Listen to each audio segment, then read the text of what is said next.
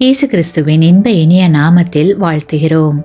இன்றைய வேத வசனம், உன் சந்ததி இவ்வளவாய் இருக்கும் என்று சொல்லப்பட்டபடியே தான் அநேக ஜாதிகளுக்கு தகப்பனாவதை நம்புகிறதற்கு ஏதுவில்லாதிருந்தும் அதை நம்பிக்கையோடு விசுவாசித்தான்.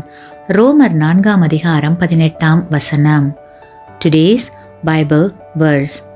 Who contrary to hope, in hope believed, so that he became the father of many nations, according to what was spoken, so shall your descendants be.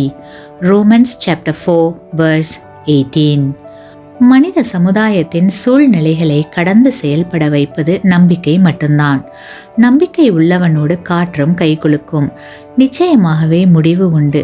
உன் நம்பிக்கை வீண் போகாது என்று வேதம் நமக்கு தெள்ள தெளிவாக கூறியிருக்கிறது. ஆண்டவர் உங்களுக்கு ஏதாவது செய்ய வேண்டும் என்று விரும்பினால் நீங்கள் செய்ய வேண்டியது அவர் மேல் உங்களுடைய முழு நம்பிக்கையையும் வைப்பது. அது மட்டுமல்ல, நம்பிக்கை வைத்து அவருடைய நேரத்திற்காக பொறுமையோடு காத்திருப்பது. அப்படி பெறும் ஆசீர்வாதம் நிச்சயம் முழுமை பெற்றதாக இருக்கும். மேலும் உங்களுடைய வாழ்க்கையில் வியத்தகு மாற்றத்தை காண்பீர்கள்.